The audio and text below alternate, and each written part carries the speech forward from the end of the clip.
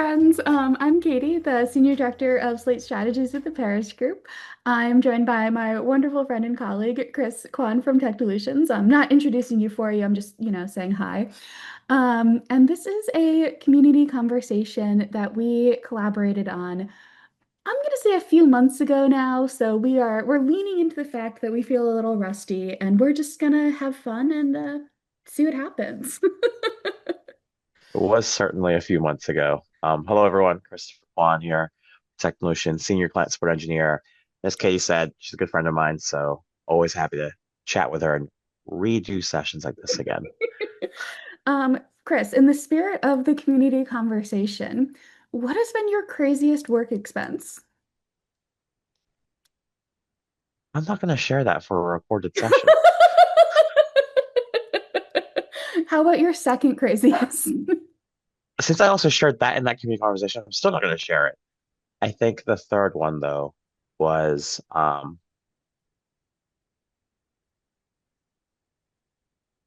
hmm, I never had any super booking. crazy ones, but I did have a couple embarrassing ones. Um, Okay. Once upon a time, I was in New York City for work travel for the first time ever, and I was with a group of work travel friends. And we were all from very small towns at this point. And we had so many options that we hit like group decision paralysis, right? And we couldn't figure out where to go to for dinner, and we couldn't agree, and it was stressful. We were hungry, we were cranky, and we were overwhelmed. And so we ended up going to the Times Square McDonald's, which is embarrassing. But the more embarrassing part is that I lost the receipt. And I had to, at the time for the school policies, like write a paragraph explanation of, yes, it was me at the Times Square McDonald's. Oh, gosh. So that's really So, haunted me for a while now. so I think my third craziest work expense has to be either me trying to and successfully booking a luxury bus for 2 weeks of travel on the road. It was like one of those massive, like Yeah, like yeah, yeah. Like high school huge like field trip bus. tour, Yeah. yeah, but like the fancy ones with like the reclining seats, the Okay. TVs, the AC, all that stuff. No bars and windows, that sort of thing. Um, it has to be that, or it has to be in the vein of you talking about McDonald's. Um, Me purchasing $1,000 worth of In-N-Out gift cards and at $5 gift card values at the LAX In-N-Out. Did you get banned? No, I didn't, but they did run out of gift cards. That seems fair. Yeah, Well, I will say that mine could have been avoided with some of the stuff that we're going to talk about in Slate, but yours seems like they are what they are. pretty much. Yeah. Perfect. Let's do Um, this. let's do this. So we're going to build three different trips with the same expenses in different places, and then do a little bit of a dive into based on data entry, how we can get different queries, different reports, um, and kind of per usual. It's very subtle. When I present options, I usually do this from my least to my most liked, and I believe that that is going to be true here. Yes. So, right, it's very, very subtle. So trip A, B, and C, they will all have stops, visits, and a college fare. And in trip A, we are going to do expenses by the stop. So if your office is open to reimbursements through Slate, this might be really cool. If they are not, you will probably creating a lot of duplicate work for yourself. Come on, go to the next slide. There we go. All right. This is just a look into what it looks like when you build a trip. We are touring generally about through Connecticut and upstate New York here. The little flag is a stop. I believe that that is where I'm picking up my rental car. And then the bubble notification. Is there a word for those? Ins? Sure. the pins are where we are visiting. Actually, we should talk. Do you want to talk a little bit about like the searching points of interest? Sure. So the maps part and trips uses Google Maps functionality. So the great part about planning travel and trips in Slate is that you can just search for random things in there, and Slate/Google will show you what's available in the nearby area. One thing I always used to do when I was on the road for my former institution was I would look up coffee shops that aren't Starbucks. And I would find some pretty cool places and I'd do all my coffee chats in them. Or like in the evenings, I'd be like, let's look for a Vietnamese restaurant. And I find great suggestions right near my last high school. I'm like, great, let's go there. Um, People might say, why aren't you just using Google Maps natively, or why aren't you using Yelp or whatever? I'm like, yeah, I'm using those too. But this allows me to also pinpoint it in relation to my last visit of the day. Mhm. So, I don't know if you have staff there who at the very end of their last visit are like, yeah, I'm not moving more than 2 blocks. I'm done. That was kind of me. Or I don't know if you have staff who are like, yes, I will travel across the city for good food. They can still use this, but I'm sure they're using other products, other features as well, because they're not tying it directly to where they're Mhm. at that current moment. Yeah. But it's I it's a fun tool. It really is. I This is embarrassing. I don't know if we talk about Voyager or not in this. But something to think about is Voyager does work within this. So the advantage to using the points of interest here instead of Google is you can pull in all of that data as well and see like where you have higher concentrations of students, where more of your apps are coming from. Like if you're looking for coffee shop interviews, it's a cool spot for that. Like I think this adds a lot to just Google. Yes. That's all. That's the whole pitch. I have no idea if we talk about Voyager. And Let's this find out feature is together. also a big reason why you never have to create a data set for Starbucks locations. Fun fact that this has come up in the past. Someone wants it to plot every single Starbucks in Slate. I I don't know mean, why, sure. Why not at some point? but why? Listen. It wasn't me, so I'm gonna just go ahead and say why not. Sure. Right. So, haha, trip A. I was right. We are picking up the rental car, and then we are visiting Iskuna High School, Schenectady High School. If you are touring about upstate New York for whatever reason and you find yourself in Schenectady, I do actually really recommend dinner at the Whistling Tea Kettle. It is charming. They do like the tiered service, doesn't matter. I included it as a stop because I just frankly really, really like it. So if we click into the car rental, this is where we are going to be adding some of the details for our stop because we can see the notes tab as well as the expenses tab. I feel like I exclusively picked places with like unusual names, but they are all very real origin places in my life. So it's the Naugatuck Niskiuna that really has me, what am I doing? So if we go to the new expense, we are able to put in a lot of different pieces of information here. The scan receipt is the functionality that I was thinking about a little bit earlier when I was joking about like if I hadn't lost that receipt, I wouldn't have had to write up my McDonald's paragraph, and that would have been much less embarrassing for me. So as we are on the car rental, we saw the details. We saw what it looks like to click new expense. This is what it looks like to have expenses tracked by that stop. So we have the overall price for my car rental, that's the 180. We also have the $50 refill on the gas tank. I do want to say, I feel like I acknowledge this just in case. I did make all of this data up. These are built out in the sandbox just to have some working pieces of info. That's why they are all just so nice, pleasant numbers. So we saw, the front end of the trip where we had all the different stops. That was the itinerary tab, and then this is going over to the expenses tab as I was filling out all the different things. So I paid $25 to attend the college fair. My dinner was apparently $48. I have no idea how accurate that is.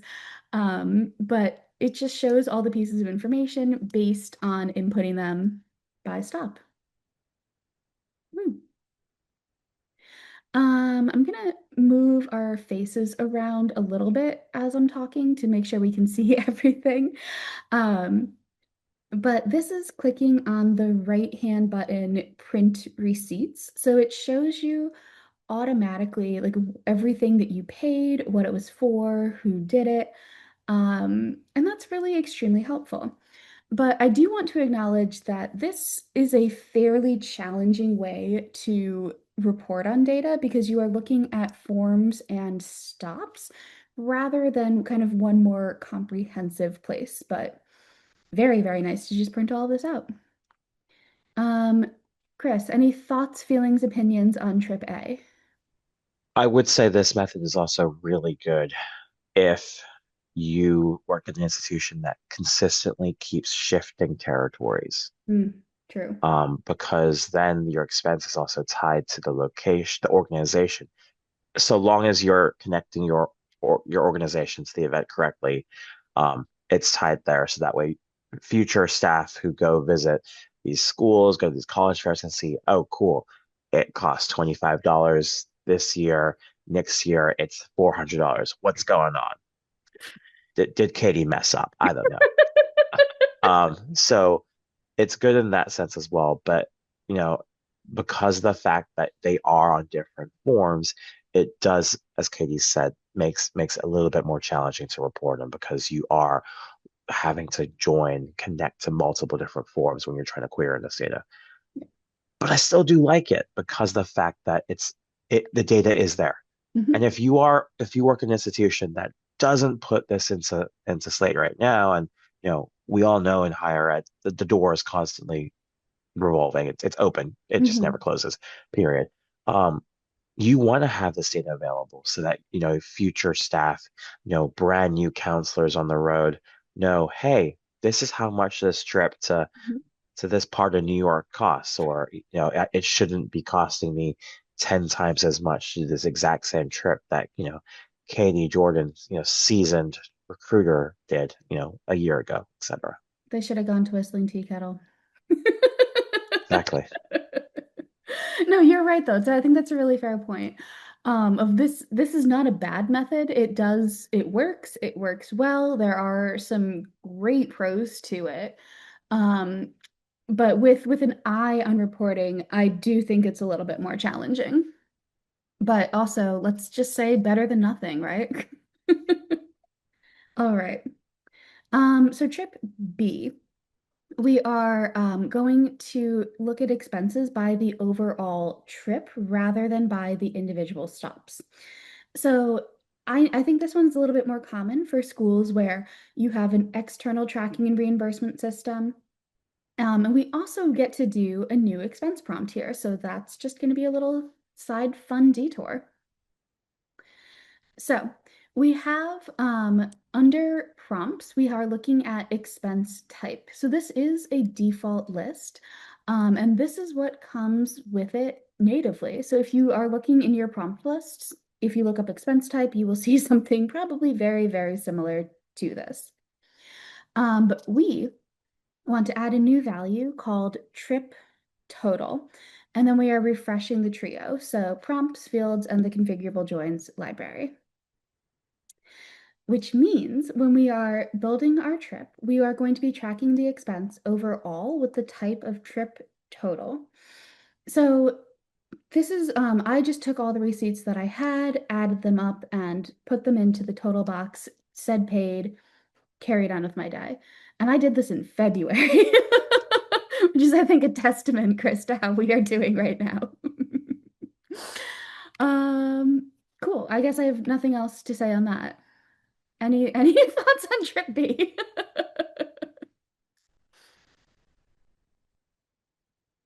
It's nice. Thank It you. has its limitations, though. We Just will do a thinking dive back. into the queries and reports. I mean, I was just thinking, like overall, if you're just gonna do like this is the price of the trip, it means nothing to a future recruiter who's looking at this. But It's that's it's true. helpful for you. Hmm. It's helpful for your director, your VP in the moment to be like, cool. Hmm. Katie spent $303. She was actually only meant budgeted to spend $100. You know, that's helpful in that moment. But I think for long term, for longevity, that's the word. Um, trip A in my mind is one I still like a little bit more Okay. because it is Okay. drilled down, which is why I also like trip C, which we haven't talked about yet, because It's I do very true. remember that one. Now, what I Um, will say for trip B is that I think it does a better job than trip A on doing a cost per student analysis, because you can, spoiler, grab the total very easily. Know that let's just say I spent $300 and I talked to 40 students and 10 of them ended up applying. true, Figuring out that math per student is pretty easy from here. true, but it is also this is everyone here who's listening to this still. This is where Katie and I just go off the rails and start arguing. Um, but Trip A does have that same ability as well, but it's drilled down to the individual school. Hmm. Hmm. So cool, I spent, XYZ going to visit school B where I met one student. Great. This kid actually now costs actually this much for me to convert versus I spent $10 going to the other school 5 minutes Hmm. from my house where I met 100 students. Great. These kids now cost this many cents for me. It does allow you to do a little bit more in-depth analysis there, which you then can use Voyager to leverage and highlight, hey, this is a school I should be going to again to visit based on my situation, etc. So I think that's a little bit more helpful, but I do see where you're coming from, where overall for this Hmm. trip, this is great. This is what we do. I mean, frankly, I use this version when I worked in admissions. So I don't know why I'm arguing with you. Um, because, back in the day, I recruited the Pacific Northwest, Hmm. where I now live, and I didn't have that luxury of being like, yes, I can just roll out of the bed, get in my car, drive 5 minutes, be at school visiting. No, I had to fly Hmm. halfway across the country just to go for a school visit. So Well, I yes, think what we do agree on is trip C is the best one. correct. Let's nip to that. Do that. So we are tracking by stops within the trip. And I think this is the best option generally for data, but also for tracking reimbursements through Slate.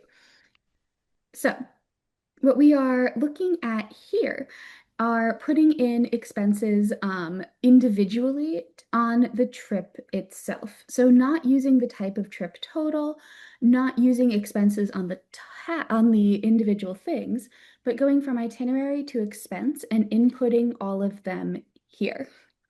I know that these are weird little breakdowns, but just to talk through the whole process. Um, this looks like trip A. That's such a great and fair point. But the fees are associated with the trip and not the individual events, so it gives a little bit easier querying and reporting. So we are going to use a couple different bases to talk about these. So we're going to look at expenses and forms and trips configurable joins. And I should say at some point that this is stemming from a Summit 2024 presentation. So shout out to Dave DeBoer and Bree Mead, who are wonderful people. And no, I have never given a presentation without a punny title, and I did not start today. Okay. So, starting on the expense base, we are going to be looking at our three different trips that we built and seeing how, they kind of compare to each other on the data analytics side.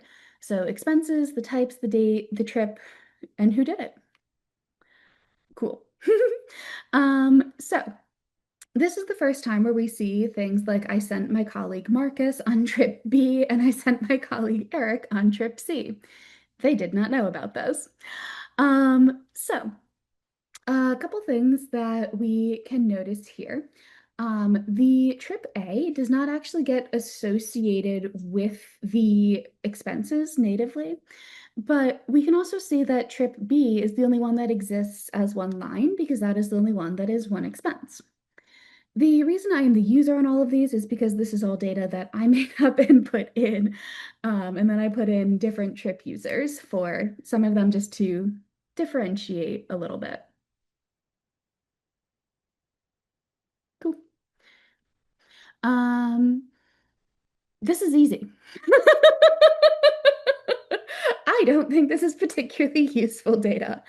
Um, it lets you see, essentially how much was spent on that travel season. Cool. Did you have another pro, or do you feel good with that?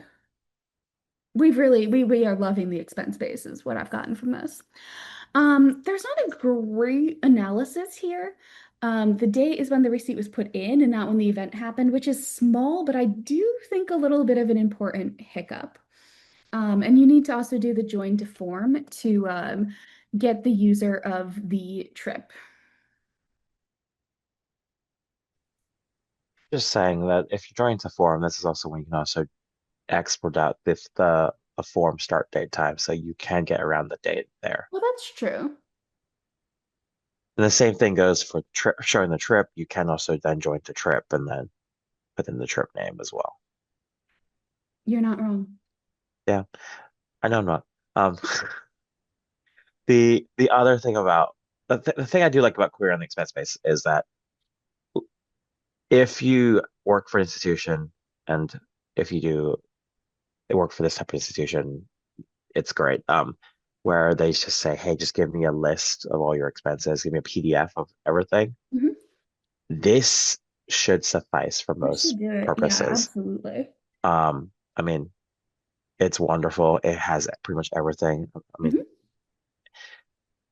but if you work for an institution that says, hey, you must, staple your receipt on a piece of paper, handwrite in all these Oh, things, flashbacks, yeah. and then scan them to us or fax them to our office, Mm-mm.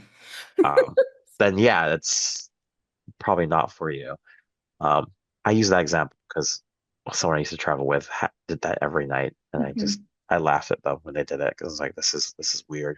Yeah. They carried around a ream of paper. Okay, was it me? No, thankfully, no, no. I Uh, did have they, to do that. they had a ream of paper and a stapler. I was like, this is a weird thing to travel with, but whatever. We're all just doing our best. But I do, slate receipts could still help there. I'm just saying. Um, so form base. Believe it or not, again, we are doing like a three-part thing where we are scaling up. So first off, like one thing you may immediately notice is that there's simply more pieces of data to grab here, which I think makes it immediately more interesting. So our filters are saying that our type is event and that we are looking at events where expenses exist are the only filters.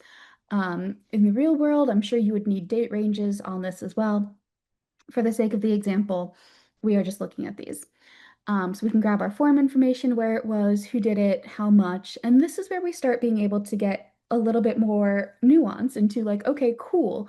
Who registered? Who attended? What is the formula here to say how much was all of this put together? So this is going to pull, as a result, the Schenectady High School College fare from trip B, because that is the only event that has an expense associated with it. And also, unfortunately, zero people came, which, to be fair, this event was scheduled about 3 months into the future. So we're gonna cut him some slack there.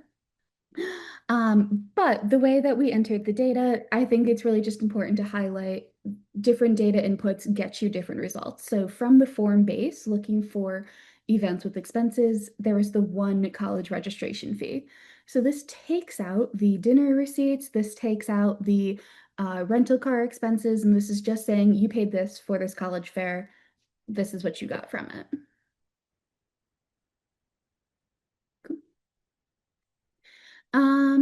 So this works really well. If you are utilizing Trip B, I also think I love a good date comparison formula because I'm super cool. And being able to say like, okay, the event was this date, this many students started an application after that, I think is a really, really helpful layer of data because if you're chatting with applicants, it's not that it's not expensive, but seeing that conversion rate, I love that. Some definitely more pros here. But as you have noticed, if you had expenses with stops or any other expenses, um, that's not taken into account on the form base natively.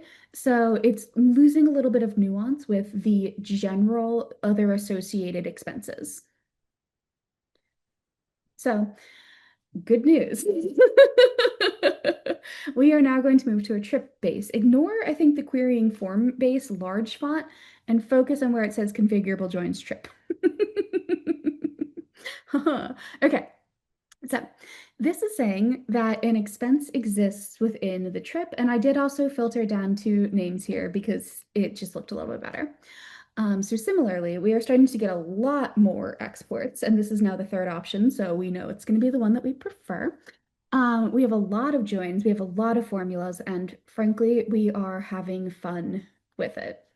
Um, so diving into this, this is one of the previews that we can see. So this is Marcus taking trip B. So we can see his stops, we can see his events, we can see the total. Like we know a lot of pieces of information here. Um, I find that very helpful. I like the counting. I like the breakdowns, and I generally find this pretty helpful data. That's all. That's my whole pitch. I like this. Now, it gets cooler if we combine our sample trip C with our querying C, because now we can see how much each individual event was within the breakdown. We can also, I think, for the first time see that I sent Eric to Vegas in my little excited for summit homage. He is going to Las Vegas High School. Um, and he's having an extremely fancy dinner, and I love all of this for him. So yeah, so this is where I think we get the really, really detailed information. So I just like to do the kind of scaling. A $48 dinner in Vegas is not expensive. I know, but he's at if you are like really squinting at this fictional data, he was at the Win, which is isn't that like the really nice buffet?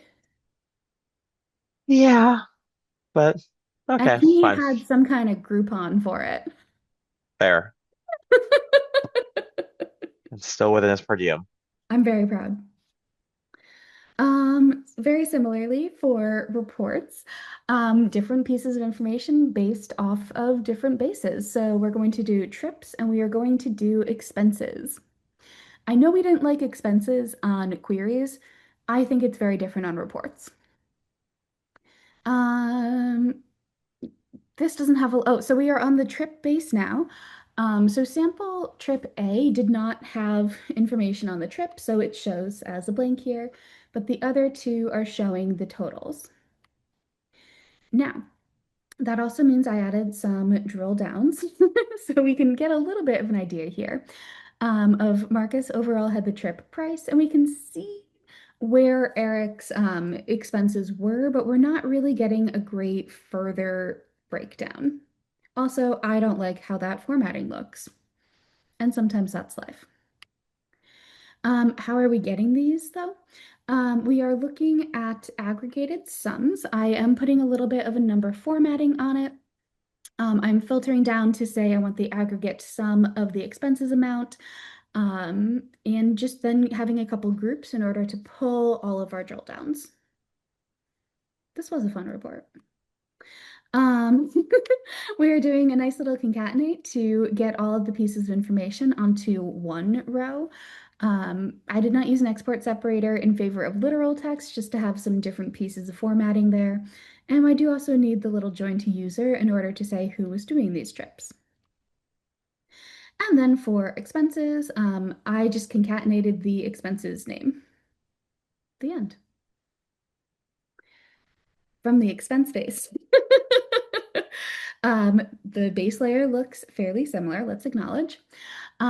But this is where we can do the drill down and really see the difference in inputting our data, if it is by the trip overall. And on Eric's, we can see the drill down. So didn't love it, didn't love the expense base for querying, do love the expense base for reporting. So similarly, on the expense base, we're joining to trip, grabbing the trip name is the first layer. Same exact concatenate with different joins because of the different base. And then detail is just pulling the expense name. And that is the extremely abrupt end to our presentation. Yeah.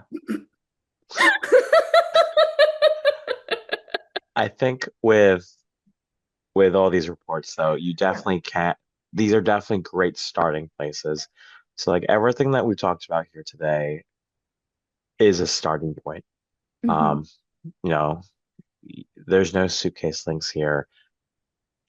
Katie might Happy to might do provide that them, out of the sure. kindness of yeah, she's gonna do that out of the kindness of her heart. I just kind of forced her to do it. No, I'm Um, happy to. I'm surprised there wasn't a slide for that.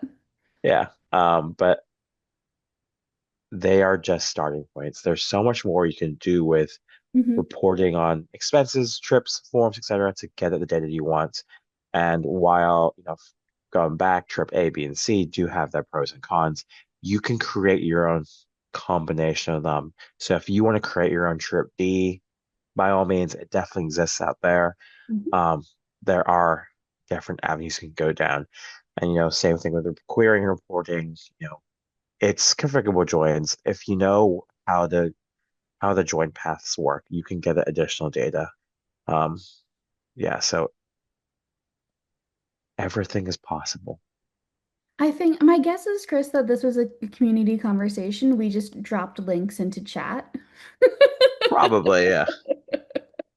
I usually have like the QR code at the end to be like, and here are the slides, and here is the suitcase. And I'm thinking that because this was a little more of No. relaxed space, that we didn't do that. Yeah, Cool. cool. But I do love this one because I do think this is one of the times when we did really the dive into like there are 10 ways to do this.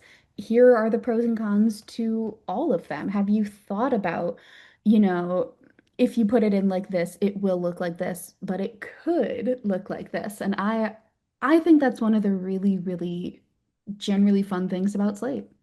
Yeah, and it's definitely a good way for people to know that, hey, just the one way that your Slate captain or query guru is whatever they're giving you isn't necessarily the way that you might want. And there are Mhm. different ways you can get to the data you need. And if you are a Slate captain, listen to this. Well, people might want different versions, I'm just saying. Yeah. Um, it's wonderful in that sense, and I do like the flexibility that configurable joins does offer. Nice. Well, with that, thank you so much, Chris, for hanging out with me and going through this again.